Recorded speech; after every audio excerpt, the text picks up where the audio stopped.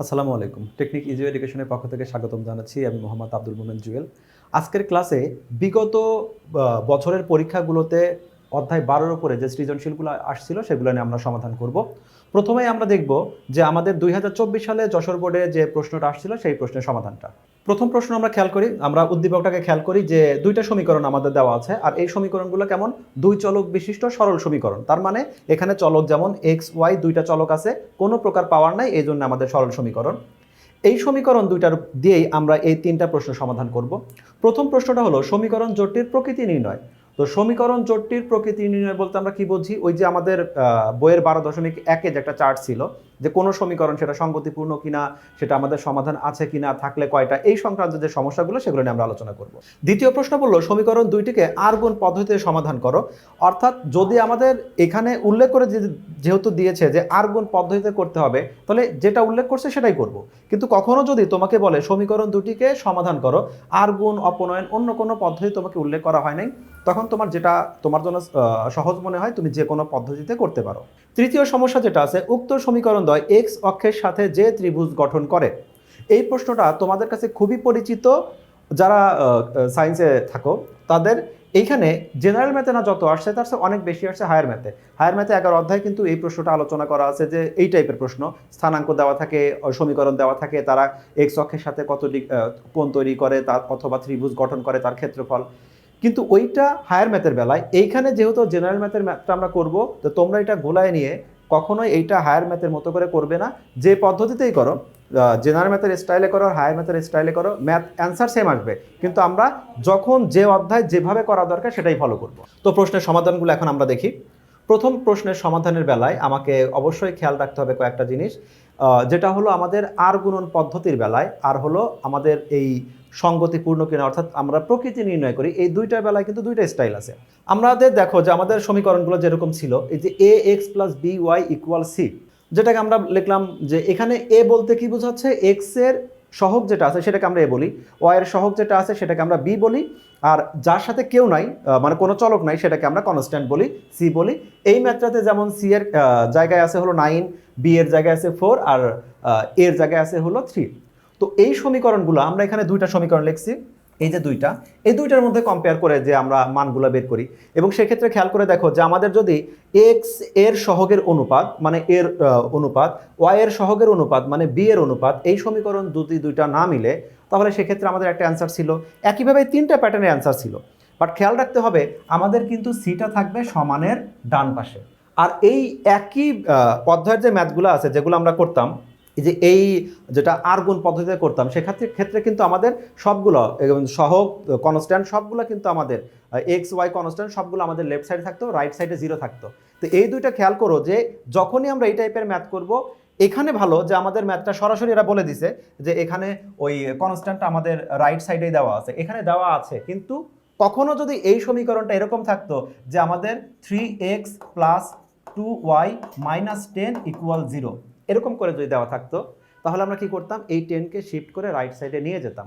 নিয়ে যাওয়ার পরে তারপরে আমরা কম্পেয়ার করে দেখতাম যে আমাদের রেজাল্টগুলো কেমন হয়। তো দেখি এবার আমরা কম্পেয়ার করি। কম্পেয়ার করলে প্রথমে আমরা কি বললাম, সমীকরণ দুইটিকে, প্রথমটা যেহেতু আমাদের সবগুলো সমীকরণে কি আমাদের, এটা হলো a x plus b y equal c. প্রত্যেকটা সমীকরণ আমরা এটা কি বলি, দুই চলক বিশিষ্ট সমীকরণ, সরল সমীকরণের আদর্শ রূপ। তো আমরা এখানে যেহেতু এই সরল সমীকরণ এখানে দুইটা আছে, প্রথমটাকে আমরা a1 b1 c1 দিয়ে প্রকাশ করলাম, দ্বিতীয়টাকে আমরা a2 b2 c2 দিয়ে আমরা প্রকাশ করলাম। এখন যদি তুলনা করি, এইখানে আমাদের a আছে হলো 3 আর এইখানে a আছে হলো 2, তাহলে a1/a2 মানে হলো 3/2, আর b1/b2 কি আছে, এটা হলো 2/3। এই আমরা কম্পেয়ার যখন করি সে সময় আমরা দেখি যে এর অনুপাত যদি বি এর অনুপাতের সাথে না মিলে যায়, তাহলে আমরা বাকিটার চেকই করি না, মানে সি এর অনুপাতটা কেমন হবে ওইটার আমরা তখন চেক করি না। যদি এ বি মিলে যায় তখনই আমরা চেক করে দেখি যে সি এর যে রেশিওটা আছে সেটা মিলে নাকি মিলে না। অর্থাৎ যদি এ বির রেশিওটা না মিলে তাহলে সি নিয়ে আমরা আলোচনাই করব না।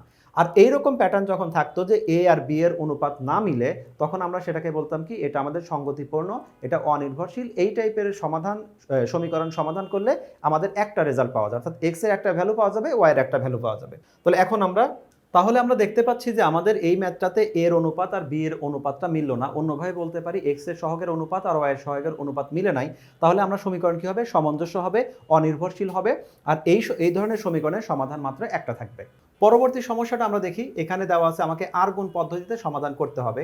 তো এই ম্যাথটা শুরু করার আগে তোমাদেরকে যেটা বলা হয়েছিল যে যখন আমরা এই সামঞ্জস্য অসামঞ্জস্য সঙ্গতিপূর্ণ কিনা এই টাইপের কথা নিয়ে আমরা আলোচনা করব, সেক্ষেত্রে আমাদের এক পাশে থাকবে এক্স ওয়াই, কনস্ট্যান্ট থাকবে রাইট সাইডে কনস্ট্যান্ট রাখবই। আর আরেকটা হলো যখন আমরা আর গুণ পদ্ধতিতে সমাধান করব, সেক্ষেত্রে আমরা কি করব, এক্ষেত্রে আমাদের সবাইকে এক পাশে নিয়ে রাইট সাইড আমরা 0 করব। তো আমরা সেটাই দেখো, এখানে আমাদের যেহেতু কনস্ট্যান্ট দুইটা আমাদের রাইট সাইডে ছিল, সবাইকে লেফট সাইডে নিয়ে এসে সমীকরণের চেহারা বানাবো ঠিক এইভাবে, যে আমাদের এক্স এর পার্ট হবে, ওয়াই এর পার্ট হবে, আর আমাদের কনস্ট্যান্ট থাকবে। কখনো কোনো কারণে যদি ধরো এই সমীকরণটা ছিল হলো 2x = -2, সেক্ষেত্রে আমরা কি লিখবো, এটা লিখবো এরকম 2x + 0 * y আর +2 = 0। অর্থাৎ কখনো যদি আমাদের কোনো চলক আমাদের অ্যাবসেন্ট থাকে, তাহলে সেটাকে 0 * চলক দিয়ে আমরা রিপ্রেজেন্ট করব, ম্যাথ করতে সুবিধা হবে। রিপ্রেজেন্ট না করলেও হয়, বাট করাটা সবচেয়ে ভালো হয়। তাহলে আমরা কি করলাম, প্রথম পার্টটা যে তাদেরকে এক পাশে নিয়ে এসে 0 করলাম। এই ম্যাথগুলো করার সময় আমরা সাধারণত যেভাবে এটা স্টাইল ফলো করি, যে আমরা ম্যাথগুলোতে কি করি, x divided by y divided by 1 divided by এইভাবে আমরা লিখে নিয়ে আমরা ক্যালকুলেশন শুরু করি। অনেকে অনেক সময় এটা মাইনাস দিয়েও ক্যালকুলেশনটা করে, সেটা অনেক ভালো, স্মার্টলি তুমি মাইনাস দিয়েও ম্যাথটা করতে পারো, আবার মাইনাস ছাড়াও ম্যাথটা করতে পারি, তোমাদের যে কোনো একটা ইচ্ছা করলেই ফলো করতে পারো। আমরা এই ম্যাথগুলোতে আমরা সাধারণত মাইনাসকে বাদ দিয়ে, আমরা যে ম্যাথগুলো করেছি সেগুলো মাইনাসকে বাদ দিয়ে আমরা ম্যাথটা করেছি। তো সমাধানটা দেখি, আমরা কি করব, আর গুণ করা। আর গুণের ক্ষেত্রে যখন আমরা এই প্রথম পার্টে যখন আমরা এক্স নিলাম, এইখানে এক্স যখন নিলাম, তখন আমাকে কি করতে হবে, এই জায়গায় যে এক্স আছে এটাকে তুমি হাইড করে দাও, এটা বাদ, এটাকে তুমি হাত দিয়ে ঢেকে রাখো, কাইন্ড অফ এরকম তুমি চিন্তা করতে পারো। আর গুণ করতে হবে কিভাবে, শুধু সহগগুলা গুণ করতে হবে। আমরা গুণ করলাম 2 এর সাথে আমাদের এই 2, দুইটা 2 কিন্তু পজিটিভ 2, তাহলে আমাদের 2 × 2 হলো। আর এরপরে কি হবে, এইখানে আমাদের y এর কনস্ট্যান্ট আছে -3, আর এইখানে y এর কনস্ট্যান্ট আর এইখানে সহগ আছে হলো 10। প্রথমটা এই আর দ্বিতীয়টা আমাদের এই আর গুণ হবে। তাহলে সেক্ষেত্রে হচ্ছে কি, -3 আর -10 আমরা মাল্টিপ্লাই করছি, কিন্তু এই যে মাঝখানের যে মাইনাসটা আছে এটা কিন্তু আমাদের সূত্রের মাইনাস। তো সহগগুলো আর গুণ করে আমাদের সূত্রের মাইনাসটা আমরা দিয়ে দিব। একই কাজটা করব আমরা যখন ওয়াইকে গুণ করার সময় খেয়াল রাখো যে আমরা কিন্তু কি করলাম, আমরা লেফট থেকে রাইটে গেলাম, পরে আবার রাইট থেকে লেফট চলে আসলাম, অর্থাৎ লেফট থেকে প্রচলিত যেভাবে আমরা লেখালেখি করি সেই নিয়মেই চলে গেলাম। তারপরে আমি ওয়াইটাকে একটু পরে বুঝাই, আবার আমি কনস্ট্যান্টের বেলায় এই যে দেখো আমরা এক্স লিখলাম, ওয়াই লিখলাম, এইখানে আমাদের কনস্ট্যান্ট কত আছে এটার উপর ডিপেন্ড করবে না, আমরা সবসময় এখানে কিন্তু 1 লিখবো, সবসময় 1 লিখবো। 1 লেখার পরে তাহলে কিন্তু আমি এক্স বুঝাইছি, ওয়াইটাকে কিন্তু স্কিপ করলাম, স্কিপ করে আমি আবার কনস্ট্যান্টকে বুঝাই নেই, তারপরে ওয়াই যাব। তো যখন আমি কনস্ট্যান্ট নিয়ে আলোচনা করছি, তখন উপরে 1 লিখবো, আর এখানে কি করব, আমরা এই যে এই কনস্ট্যান্টের পার্টটা আছে এইটাকে আমরা হাইড করব, ধরবো, এই ধরে নেই যেটা আমাদের নাই।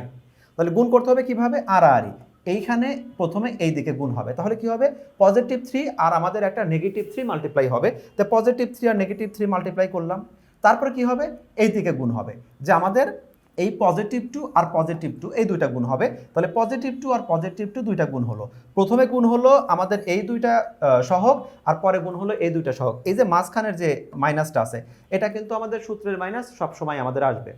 তোমাদের অনেকে তোমরা x ডিভাইডেড b1 c2 এরকম করে বলো, সেভাবে বললেও হয়, কিন্তু আমার মনে হয় যে সিম্পলি এটা এভাবে লিখে দেওয়াই ভালো, অত কমপ্লেক্স করার দরকার নাই।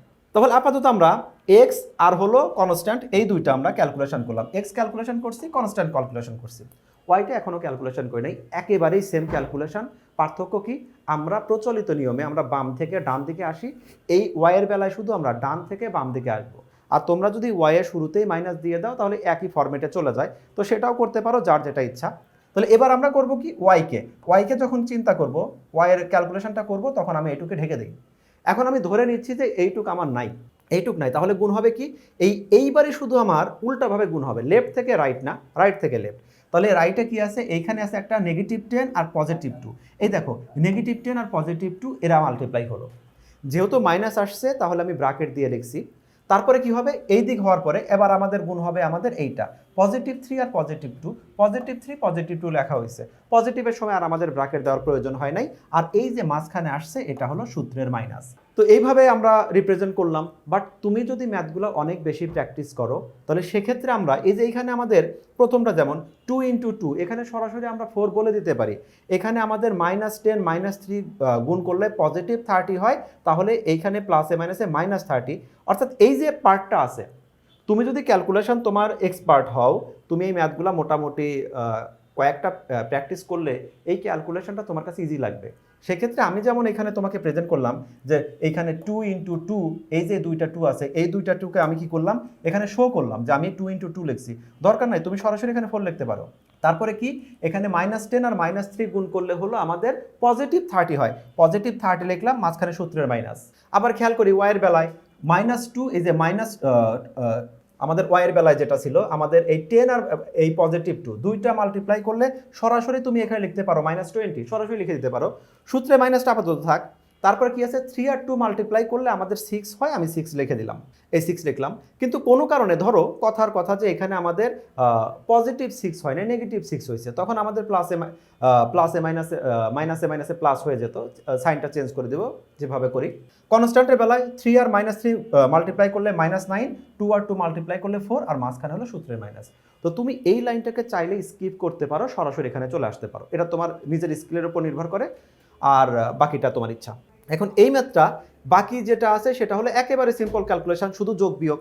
যে আমাদের 4 আর হলো 30, এটা প্লাস মাইনাস করলে -26, এখানেও -26, এখানে আমাদের -13, শুধুমাত্র আমরা নর্মাল যে যোগ বিয়োগ করছি সেটা। এই পর্যায়ে এসে আমাদের ম্যাথটার উদ্দেশ্য কি, এখানে আমরা সমাধান করব, মানে হলো চলকের মান নির্ণয় করব। এখানে চলকটা হলো x আর y। তাহলে এই ম্যাথটা আমরা এখানে দেখতে পাচ্ছি, এইখানে আমাদের একটা চলকের পার্ট, এইখানে একটা চলকের পার্ট, বাট এই যেটা আছে এটা হলো আমাদের কনস্ট্যান্ট। তাহলে আমরা কি করব, এই চলকটাকেও আমরা এই কনস্ট্যান্টের সাথে কম্পেয়ার করব, তারপরে এই চলকটাকে আমরা কনস্ট্যান্টের সাথে কম্পেয়ার করব, করলে আমাদের কনস্ট্যান্ট বের এই আমাদের x অথবা y এর মান বের হবে। তো প্রথমে আমরা কি করলাম, প্রথমে শুধু আমরা এই দুইটাকে আমরা কম্পেয়ার করে নিলাম, x আর আমাদের এই কনস্ট্যান্ট একদম সেম আমরা উঠায় নিলাম।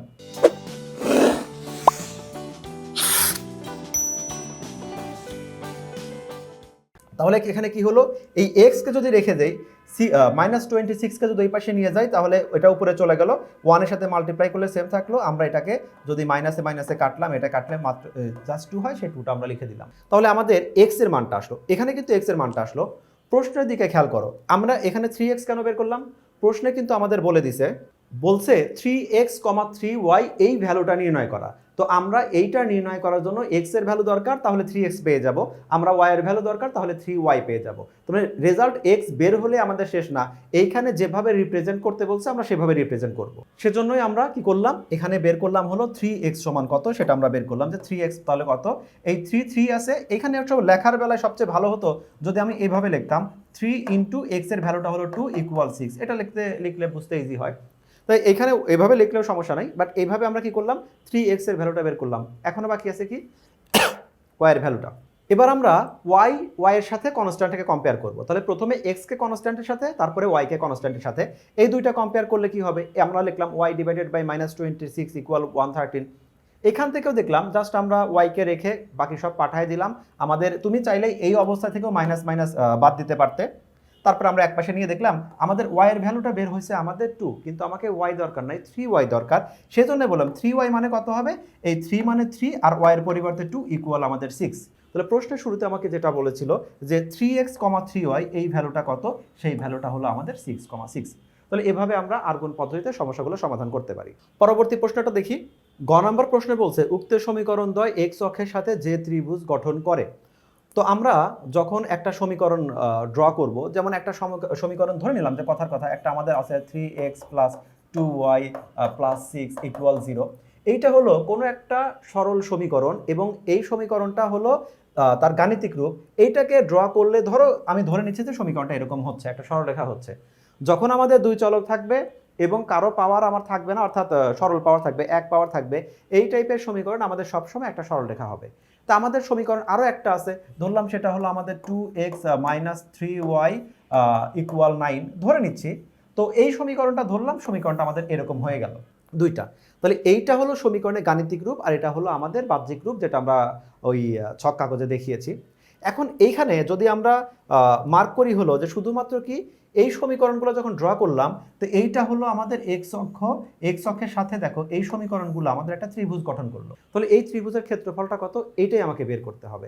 তো সেক্ষেত্রে আমরা কি করব, কয়েকটা জায়গায় যে এই স্থানাঙ্ক, আমার এই স্থানাঙ্ক, এই স্থানাঙ্ক, এই দুইটা জানা থাকলে আমি এইখানে দূরত্বটা আমি বের করতে পারবো। সমীকরণটা সমাধান করার অনেকগুলো ওয়ে আছে, যে আমাদের হাফ গুণন ভূমি গুণন উচ্চতা দিয়েও করতে পারি।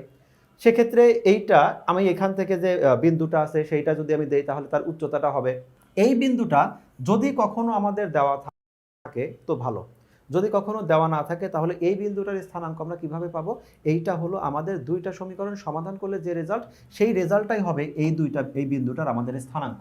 এবার আমরা প্রশ্নে চলে যাই। এই সমাধানটাতে আমরা যে কাজটা করতে পারি সেটা হলো যে আমাকে যেহেতু গ্রাফ পেপারেও শো করতে হবে, এর পাশাপাশি আমাকে এখানে তারা যে ধরনের ত্রিভুজটা গঠন করছে তার ক্ষেত্রফলটা বের করতে হবে। তো একই কাজ আমি দুইবার করব। প্রথমটা হলো সমীকরণ যে দুইটা দেখো, সমীকরণ আমাদের যে দুইটা ছিল, আমার এখানে প্রথম সমীকরণটা যেটা আছে 3x প্লাস 2y ইকুয়াল 10, এই সমীকরণে আমি এক্স অথবা ওয়াই যে কোনো একটা ভ্যালু বের করে আমি ছক কাগজটা ড্র করতে পারি, কিন্তু আমরা সবসময় হলো আমরা এখানে ওয়াই এর ভ্যালুটা বের করব, এক্সকে আমরা ইন্ডিপেন্ডেন্ট রাখবো। তো এই সমীকরণে যত কিছুই থাক, প্রথমে আমরা ওয়াই বাদে, যেমন 3x আছে 3x ওই পাশে পাঠিয়ে দিলাম, এবার ওয়াই এর সাথে যে কনস্ট্যান্ট আছে কনস্ট্যান্টকে পাঠিয়ে দিলাম, এবার এইখানে একটা সমীকরণ ক্রিয়েট হলো। এই সমীকরণে এক্স এর পরিবর্তে আমরা যে কোনো ভ্যালু দিলেই আমাদের ওয়াই এর মান একটা না একটা বের হবে। তবে আমরা সবসময় ট্রাই করব এই টাইপের ম্যাথে এমন একটা ভ্যালু বসানোর জন্য যাতে করে যে অ্যান্সারটা আসে এই অ্যান্সারটা কোনো ফ্র্যাকশন না হয়, পূর্ণ সংখ্যায় যেন আমাদের অ্যান্সারটা থাকে। যেমন ধরো এইখানে যদি আমি 1 দেই, 1 দিলে তাহলে কি হবে 10 - 3 × 1 ডিভাইডেড বাই 2, তার মানে রেজাল্টটা হবে হলো 7 ডিভাইডেড বাই 2, যেটা একটা দশমিক ভগ্নাংশ। এটাতেও ম্যাথ মিলে, বা এটা গ্রাফ পেপারে রিপ্রেজেন্ট করাটা প্রবলেম হয়। তাহলে আমরা কি করব, এমন কিছু মান নেই যার জন্য আমাদের কোনো দশমিক আসে না। তাহলে যেমন প্রথমে আমরা 0 নিলাম, 0 নিলে 10 - 0 ডিভাইডেড বাই 2 মানে 5। আমি যদি এক্স এর পরিবর্তে পজিটিভ 2 নেই, তাহলে 3 দুগুণে 6, 10 থেকে 6 কাটলে আমাদের 4 থাকবে, সেটাকে 2 দ্বারা ডিভাইড করলে 2 থাকবে। পরেরটা আমরা বসাইছি 4, 4 দিলে এখানে 12 হবে, 10 - 12 ইকুয়াল টু 2কে 2 দ্বারা ডিভাইড করলে আমাদের -1 আসলো। তো এই টাইপের ম্যাথের জন্য আমাদের 3টা মান নেওয়াই যথেষ্ট। তবে তুমি কোনো কারণে চাইলে 4টা মান নিতে পারো।